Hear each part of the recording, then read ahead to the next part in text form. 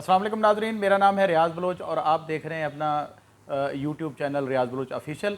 आज हमेशा की तरह मेरे पास हमेशा की तरह बड़ी से बड़ी खबरें हैं और सबसे पहले जो है हम आपको उनका ट्रेलर बताते हैं। हमारी यही गुजारिश है कि हमारे चैनल को की हौसला अफजाई के लिए इसे सब्सक्राइब करें और हमारे चैनल को आखिर तक हमारी वीडियो को आप देखा करें। बहुत सी मालूमात होती हैं जो काफ़ी सारे यूट्यूबर या व्लॉगर्स जो हैं वो काफ़ी दिनों के बाद देते हैं, वो हम आप तक पहले पहुंचाते हैं। तो ईद के बाद हमारे पास जो पहली खबर है वो ये है कि ईद के बाद कप्तान जो है इक्का खेल रहा है। और ये इक्का कौन सा है? हमारी जो मालूमात हैं ये है भी हुक्म का इक्का। और ये हुक्म का इक्का जो खेला जाएगा इससे बहुत बड़ी जो है वो तब्दीलियाँ आएंगी। तब्दीलियाँ तो पहले भी बहुत कहते जाए, लेकिन ये बड़ी ख़ास है, इस पर हम बात करेंगे।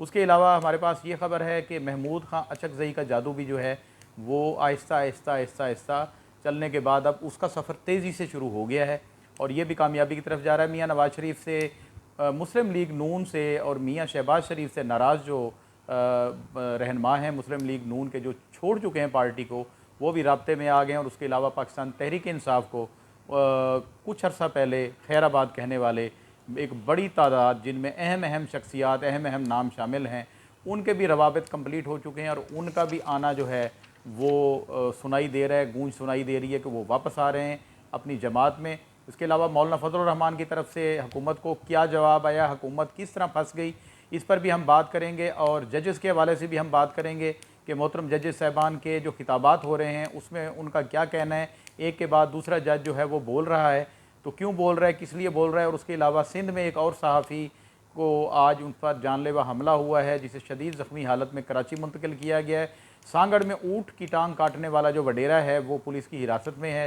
ये एक अच्छी खबर है। उसके अलावा पंजाब के हस्पतालों में 2 नंबर अद्वियात की सप्लाई और उससे होने वाली अमवात, इस पर भी हम जो है वो गुफ्तगू करेंगे। और इसमें ख़ास एक स्टोरी हमारे पास है। एक हिंदू सेनेटर वनेश कुमार ने जो पिछले दिनों एक तकरीर की है, उसने ख़ासी शोहरत हासिल की हुई है, उसका ख़ासा शोर मचा हुआ है, तो वो भी हमारे आज के प्रोग्राम में शामिल होगी। तो शुरू करते हैं हम। सबसे पहले हमारा जो मौजू है वो ये है कि बानी तहरीक इंसाफ खान जो है वो ईद के बाद एक बड़ा जो गेम, सियासी गेम चल रही है, उसमें हुकूमत की तरफ से भी, अपोजिशन की तरफ से भी, मुख्तलिफ़ जमातों की तरफ से जो जो जिस महाज पे लगा हुआ है वो अपनी सरतोड़ कोशिशें कर रहा है कि वो किसी न किसी तरीके से अच्छे नताइज दे। तो कप्तान की तरफ से भी एक बड़ी खबर आई है कि वो ईद के फ़ौरी बाद एक बहुत बड़ा इक्का खेलने वाला है और वो इक्का हुक्म का इक्का कहा जा रहा है। और उससे हुकूमत जो है वो संभल ही नहीं पाएगी और हुकूमत खुद जो हुक्मरान हैं वो असम्बली तोड़ने पर ज़ोर देंगे।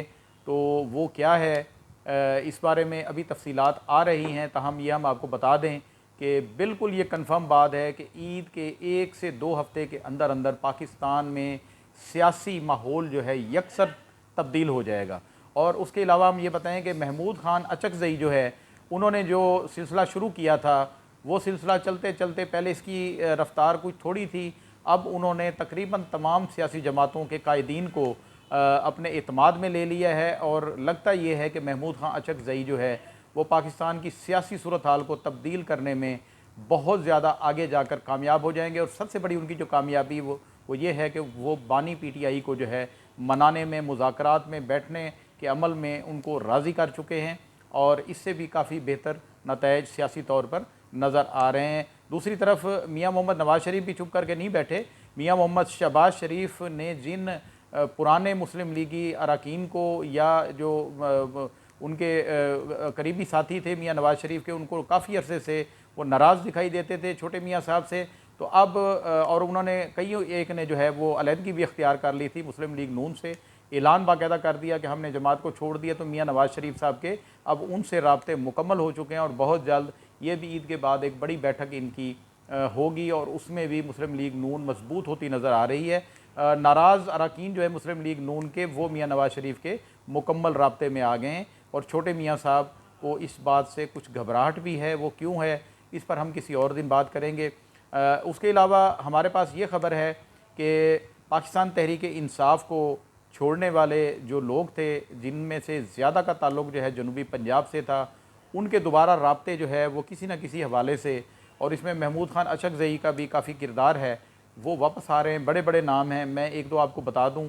बेशक वो उसकी अभी जो है तरदीद कर दें या तायीद कर दें, वो उनकी मर्ज़ी है, लेकिन हमारे पास जो मुसद्दक़ा इतलात हैं उसमें जावेद हाशमी साहब दोबारा पाकिस्तान तहरीक इंसाफ ज्वाइन करने जा रहे हैं, और साबिक़ गवर्नर पंजाब चौधरी गुलाम सरवर साहब वो भी तहरीक इंसाफ को दोबारा ज्वाइन करने जा रहे हैं। और उसके अलावा जनूबी पंजाब की बहुत सी अहम शख्सियात जो है वो दोबारा ख़ान की पार्टी को ज्वाइन करने के लिए आगे आ रही हैं। और लगता यही है, हालात से जो मामलात बने हुए हैं अदालतों से भी और कई और जगहों से भी इस पार्टी का अब हाथ जो है वो पकड़ा जा रहा है और इनके मौक़िफ़ को तस्लीम किया जा रहा है, जिससे पाकिस्तान में सियासी मंजरनामा तब्दील होता नज़र आता है। बात करते हैं मौलाना फजलुर रहमान की, तो मौलाना फजलुर रहमान क्योंकि पिछले कई दिनों से मैदान अमल में थे और वो अपनी तकारीर में बड़ी बोल्ड बातें करते रहे, तो उसके बाद मियाँ शहबाज शरीफ वज़ीर-ए-आज़म पाकिस्तान और वज़ीर दाखिला जो है वो उनके पास घर में गए थे और पैगाम जाके दे आए थे, तो उसका इंतज़ार था। तो वो इंतज़ार की घड़ियाँ तकरीबन ख़त्म हो गई हैं।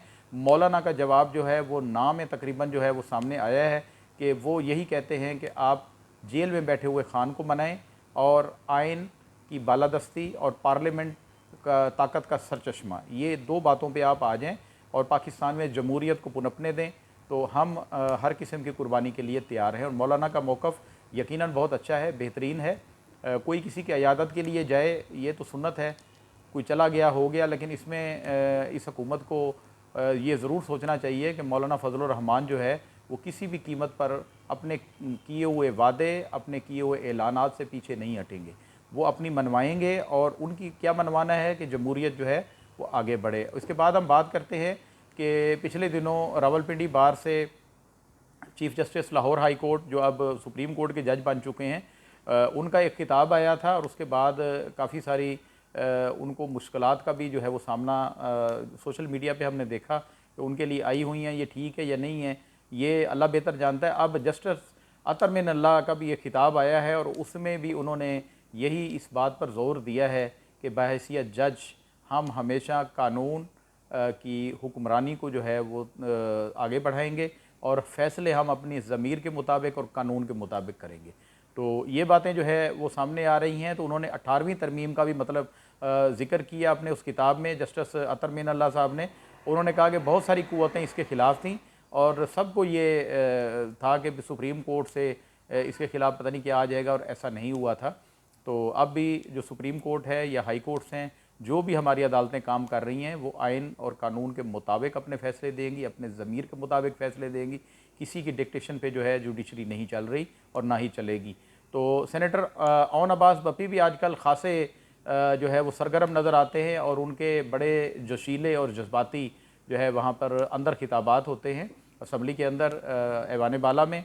तो वो भी काफ़ी सारा जो है वो बात कर रहे थे, बल्कि वो एक वज़ीर साहिबा पे बात कर रहे थे कि बैतुल माल की 3 सरकारी गाड़ियाँ जो है वो पार्लियामेंट लाजिज़ में खड़ी हैं, ये शर्म की बात है।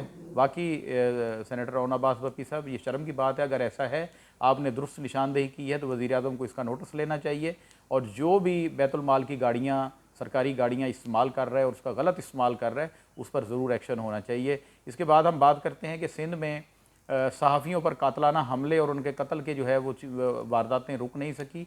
आज हमें ये इतला मिली है कि मीरपुर ख़ास में एक और सहाफ़ी अली रज़ा रिंद को जो है वो गोलियां मारी गई हैं, जिससे वो शदीद ज़ख्मी हुए हैं और उन्हें तशवीशनाक हालत में कराची मुंतकिल किया गया है। कबल अज़ीं जो है नसरुल्लाह गुडानी जो है जिनका ताल्लुक़ गुटकी से था, उनको कत्ल कर दिया गया था। वो पहले ज़ख्मी हुए, ज़ेर इलाज रहे सिंध हुकूमत में। तो हमारी सिंध हुकूमत से इल्तमास है कि मेहरबानी करें, ये सिलसिला ना रुकने वाला जो शुरू हुआ है सहाफ़ियों पर हमले का, इसको जो है रोकें और जो इसमें मुलविस लोग हैं उनको इबरतनाक सज़ा दी जाए ताकि कोई इस किस्म की जुरत ना कर सके। इसके बाद हम चलते हैं, आगे बढ़ते हैं कि सांगड़ में गुज़श्ता रोज़ एक वडेरे की जानिब से ऊँट का पाँव काटने पर जो है वो पुलिस एक्शन में आई है। उससे पहले पुलिस जो है उसे आम तरह से ले रही थी, लेकिन जो ही मीडिया का, सोशल मीडिया का जो है प्रेशर पड़ा, तो वो जालिम जो जल्लाद वडेरा था वो अपने साथियों समेत जो है हवालात के पीछे गया और उसकी तस्वीर भी वायरल हुई है। ये एक अच्छा इक़दाम है, ताहम इनको छोड़ना नहीं है। इनको किसी भी तरफ से रिलीफ नहीं मिलना चाहिए, बल्कि अदालतों से भी नहीं मिलना चाहिए। इनको पूरी सज़ा मिलनी चाहिए कि एक बेज़ुबान के साथ इतना बड़ा जो है वो वाक़या और इतना बड़ा जुल्म हुआ। उसके बाद हम चलते हैं, हमारी स्टोरी जो है आगे बढ़ती है। तो खानेवाल की हस्पताल में एक इंजेक्शन लगने से 3 बच्चों के जाँ बहक होने का मामला जो है वो दोबारा सर उठा गया है। और हम ये आपको बताएं कि CEO मुल्तान ने, जो चीफ़ एग्जीक्यूटिव ऑफिसर है महकमा हेल्थ के मुल्तान के, उन्होंने एक इंजेक्शन जो है सेफ्ट्री जोन, इसका नाम है सेफ्ट्री जोन, ये लगाने से 3 बच्चे जो है बैक वक्त जो है तीनों को लगाया गया। ये एंटीबायोटिक है, तो इससे इनकी अमवात हुई, तो इनके इस्तेमाल पर पाबंदी लगा देगी। मैं इस पर ये बात करूँगा कि इस वक्त पंजाब भर में इस पर पाबंदी लगानी चाहिए, सिर्फ मुल्तान पर नहीं, हर जगह से जहाँ जहाँ ये गए हैं इंजेक्शन। और इस कंपनी को जो है ब्लैक लिस्ट करना चाहिए और इसके मालकान को, इनको सप्लाई करने वालों को, सबको जो है कानून की गिरफ्त में आना चाहिए।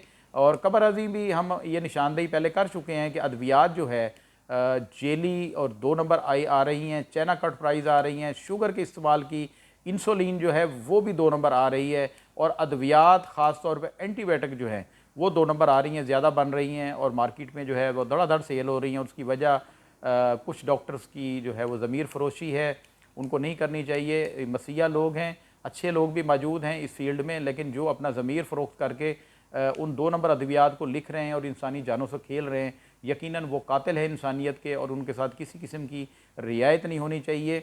और मैं ये आपको बात बता दूं कि मेडिकल स्टोरों के अंदर जो है पूरे पाकिस्तान में ये सूरत हाल है, तकरीबन 50% से ज़ायद मेडिकल स्टोरों के अंदर दर्जा हरारत ही पूरा नहीं है, जिसकी वजह से जो है वो अद्वियात दर्जा हरारत ज़्यादा होने की वजह से ख़राब हो जाती हैं, बेअसर हो जाती हैं। तो कुछ मेडिकल स्टोर वाले रात को जब मेडिकल स्टोर बंद करते हैं शाम को अपने घर जाने के लिए, तो वो फ्रीज़र को बंद कर देते हैं, जिसकी वजह से इंसुलिन और दीगर वैक्सीन जो है वो ख़राब हो जाती हैं, तो वो पुरअसर नहीं रहती। और मरीज़ ये कहता है कि मैं डोज़ भी बढ़ा रहा हूँ और मैं ठीक भी नहीं हो रहा, तो उसकी ज़्यादातर वजूहत यही है। ये ड्रग इंस्पेक्टर साहबान को चाहिए पूरे पाकिस्तान में कि वो अपनी अपनी तहसीलों में, अपने इलाकों में रोज़ की बुनियाद पर जो है वो अपने कमरों से निकलें, एयर कंडीशन वाले ठंडे कमरों से निकलें और अपनी गाड़ियों को इस्तेमाल करें, अपने वसाइल को इस्तेमाल करें और इंसानी ज़िंदगियों के साथ खेलने वालों से जो है वो सख्ती से निपटें। इसके अलावा मैं आपको ये बता दूं कि कंपनियां जो मराद देती हैं, इसकी वजह से जो है ये करप्शन जो है ज़्यादा बढ़ रही है सेहत के शोबे में। और टेस्ट जो है, टेस्ट के लिए गैर ज़रूरी टेस्ट, ये लेबार्ट्रियाँ जहाँ पे हो रहे हैं वहाँ पर ना तजर्बाकार अमला बैठा है, कोई पैथोलॉजिस्ट जो है शाज़ व नाज़र किसी जगह पे है, 2%, 4%, 5%, इससे ज़्यादा पैथोलॉजिस्ट भी मौजूद नहीं होते, सिर्फ बाहर बोर्ड उनके लगे होते हैं लेबार्ट्रियों के बाहर, पैथोलॉजिस्ट उनके पास मौजूद नहीं होते। तो ये भी, इसको भी ज़रूरी यकीनी बनाया जाए। और इसके अलावा डेंटल लेबार्ट्रियाज जो हैं वहाँ पर भी जो है मुस्तनद अमला नहीं होता, डॉक्टर्स नहीं होते, और गैर मुस्तनद लोग जो है वो डॉक्टर्स के बोर्ड लगा कर वो काम कर रहे हैं। इस पर भी ख़ास तौर पर पंजाब में सेक्रेटरी साहब को और वज़ीर आला पंजाब को इस पर सख्त नोटिस लेना चाहिए।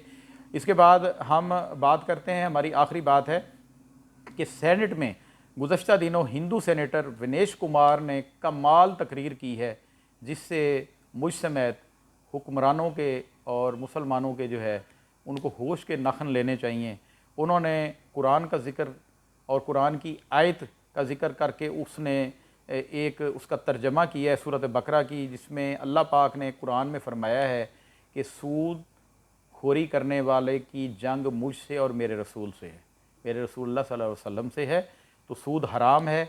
और उसने कहा कि मुझे हैरानी है कि पाकिस्तान चल ही सूद पे रहा है, सूद दर सूद पे चल रहा है, हम कर्ज़ लेते हैं तो सूद पे ले रहे हैं, और हमेशा हमारा खसारे का, इस दफ़ा भी 800 अरब खसारे का जो है, 800 खरब का जो है वो खसारे का बजट पेश किया गया, और पिछली दफ़ा भी किया गया था। उनका यही कहना था, उनकी हमने यही तकरीर सुनी, उन्होंने कहा ज़रूरत क्या है ये खसारा और फिर कर्ज़ लेना बाहर से। और उन्होंने एक बड़ी कमाल बात की जिस पे मैं बड़ा चौंक उठा और मैं बड़ा परेशान हुआ।